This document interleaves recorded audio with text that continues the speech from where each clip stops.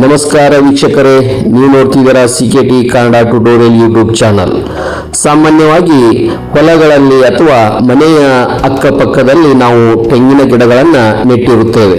So ಈ ತೆಂಗಿನ ಗಿಡದ ಸುತ್ತಲೂ ಇರತಕ್ಕಂಥ ನಾರನ್ನ ಬಳಸಿಕೊಂಡು ಮನೆಯಲ್ಲಿನೇ ಯಾವ ತರನಾಗಿ ನಾವು ಕೋಕೋಪಿಟ್ ಅನ್ನ ತಯಾರು ಮಾಡಬಹುದೆಂಬುದನ್ನು ಈ ಒಂದು ವಿಡಿಯೋದ ಮುಖಾಂತರ ನಾನು ನಿಮಗೆ ತಿಳಿಸಿಕೊಡ್ತಾ ಇದ್ದೇನೆ. ಸೊ ಇಲ್ಲಿ ನಮ್ಮ ಮನೆಯ ಪಕ್ಕದಲ್ಲಿರ್ತಕ್ಕಂಥ ಒಂದು ತೆಂಗಿನ ಗಿಡ, ಅದರ ಸುತ್ತಲೂ ಬೆಳೆದಿರ್ತಕ್ಕಂಥ ನಾರನ್ನ ಅಥವಾ ಜುಬ್ರವನ್ನ ಸ್ವಚ್ಛ ಮಾಡಿ ಆ ಒಂದು ನಾರಿನಿಂದ ನಾವು ಕೋಕೋಪಿಟ್ ಅನ್ನ ಮನೆಯಲ್ಲೇನೆ ಸಿದ್ಧ ಮಾಡಬಹುದು. ಇವತ್ತು ಮಾರುಕಟ್ಟೆಯಲ್ಲಿ ಕೋಕೋಪಿಟ್ಗೆ 100 ರಿಂದ 200, 300, 400, 500 ಹೀಗೆ ಕೆಜಿಗೆ ಸಾಕಷ್ಟು ಒಂದು ಬೆಲೆಯಲ್ಲಿ ಅದನ್ನ ಮಾರ್ತಾ ಇದ್ದಾರೆ. ಸೊ ಅದಕ್ಕಾಗಿ ಮನೆಯಲ್ಲೇ ನಾವು ಸುಲಭವಾಗಿ ಯಾವ ತರನಾಗಿ ಆ ನಾರನ್ನ ಬಳಸಿಕೊಂಡು ಕೋಕೋಪಿಟ್ ಅನ್ನ ತಯಾರಿ ಮಾಡಬಹುದೆಂಬುದನ್ನ ಈ ವಿಡಿಯೋದ ಮುಖಾಂತರ ನೋಡೋಣ. ಈ ಒಂದು ತೆಂಗಿನ ಗಿಡದ ಸುತ್ತಲೂ ಬೆಳೆದಿರ್ತಕ್ಕಂಥ ಒಂದು ನಾರನ್ನ ಸ್ವಚ್ಛ ಮಾಡುವುದರಿಂದ ಆ ತೆಂಗಿನ ಮರ ಸಹಿತ ಅದು ಸಹಿತ ಉತ್ತಮವಾಗಿ ಬೆಳವಣಿಗೆಯನ್ನ ಹೊಂದಿ ಆದಷ್ಟು ಅದು ಬೇಗ ಫಲವನ್ನ ಕೊಡಲಿಕ್ಕೆ ಪ್ರಾರಂಭ ಮಾಡ್ತಾ ಇದೆ. ಸೊ ಇಲ್ಲಿ ತೆಂಗಿನ ನಾರನ್ನ ಸ್ವಚ್ಛಗೊಳಿಸಿರ್ತಕ್ಕಂಥ ಆ ನಾರನ್ನ ಅಥವಾ ಆ ಜುಬ್ರವನ್ನ ಮನೆಗೆ ತೆಗೆದುಕೊಂಡು ಬಂದು ನಾವು ಯಾವ ತರನಾಗಿ ಅದನ್ನ ಉಪಯೋಗ ಮಾಡಿಕೊಂಡು ಕೋಕೋಪಿಟ್ ಅನ್ನ ತಯಾರಿ ಮಾಡಬಹುದು ಎಂಬುದನ್ನ ನೋಡೋಣ. ಸೊ ಇಲ್ಲಿ ಈ ಒಂದು ತೆಂಗಿನ ನಾರನ್ನ ಸ್ವಚ್ಛ ಮಾಡಿರ್ತಕ್ಕಂಥ ಈ ಒಂದು ತೆಂಗಿನ ನಾರನ್ನ ಮನೆಗೆ ತೆಗೆದುಕೊಂಡು ಬಂದು ಒಂದು ಕತ್ತರಿಯನ್ನು ತೆಗೆದುಕೊಂಡು ನಾವು ಸಣ್ಣ ಸಣ್ಣ ಪೀಸುಗಳನ್ನಾಗಿ ಮಾಡಿಕೊಂಡು ಆದಷ್ಟು ಸಣ್ಣ ಒಂದು ಗಾತ್ರದಲ್ಲಿ ಅದನ್ನ ಕಟ್ ಮಾಡುತ್ತಾ ಅದನ್ನ ನಾವು ಸಂಗ್ರಹಿಸಬೇಕು. ಸೊ ಇಲ್ಲಿ ನೋಡಿ, ಈ ಒಂದು ವಿಡಿಯೋದಲ್ಲಿ ಕಾಣುತ್ತಿರುವ ಒಂದು ದೃಶ್ಯವನ್ನು ನೋಡ್ತಾ ಇದ್ದೀರಾ ನೀವು. ಇಲ್ಲಿ ಕಟ್ ಮಾಡಿರ್ತಕ್ಕಂಥ ಒಂದು ತೆಂಗಿನ ಜುಬ್ರ, ಸೊ ಯಾವ ತರನಾಗಿ ಅದು ಪುಡಿಯಾಗಿದೆ ಎಂಬುದನ್ನ ನೀವು ನೋಡ್ತಾ ಇದ್ದೀರಿ.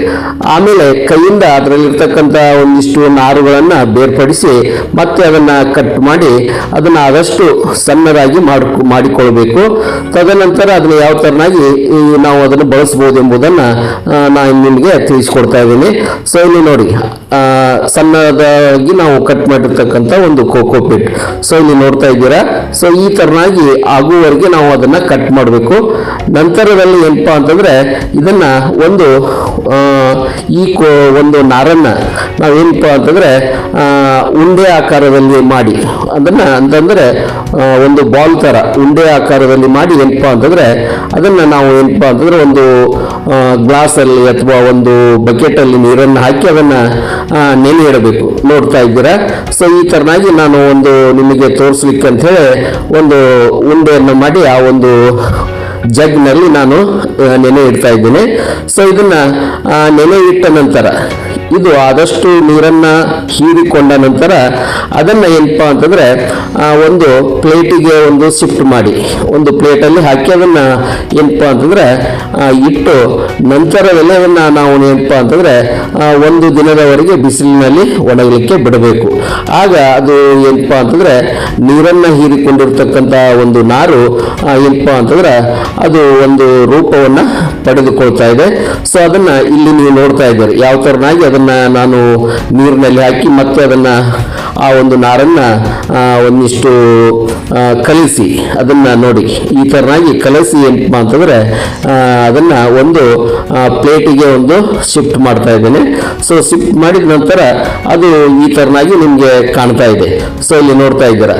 ಸೊ ಆ ನೆನೆದಿರ್ತಕ್ಕಂಥ ಒಂದು ನಾರನ್ನ ನಾನು ಈ ತರನಾಗಿ ಒಂದು ಪ್ಲೇಟ್ನಲ್ಲಿ ಹಾಕಿದ್ದೇನೆ. ಇದನ್ನ ಒಂದು ದಿನದ ನಂತರ ಏನಪ್ಪಾ ಅಂತಂದ್ರೆ ಬಿಸಿಲಿನಲ್ಲಿ ಒಣಗಿಸಿದಾಗ ಅದು ಈ ತರನಾಗಿ ರೂಪವನ್ನ ಪಡೆದುಕೊಂಡಿದ್ದನ್ನ ನೀವು ನೋಡ್ತಾ ಇದ್ದೀರಾ. ಸೊ ಈಗ ಕೋಕೋಪಿಟ್ ಮನೆಯಲ್ಲೇ ಸಿದ್ಧವಾಗಿದೆ. ಸೊ ಈ ಕೋಕೋಪಿಟ್ ಅನ್ನ ಮನೆಯಲ್ಲಿ ಸಿದ್ಧ ಮಾಡಿ ನಾವು ಗಿಡಗಳನ್ನ ನೆಡಲಿಕ್ಕೆ ಅಥವಾ ಯಾವುದೇ ಒಂದು ಗಿಡವನ್ನ ಕಸಿ ಮಾಡಲಿಕ್ಕೆ ನಾವು ಇದನ್ನ ಬಳಸಿಕೊಳ್ಬಹುದು.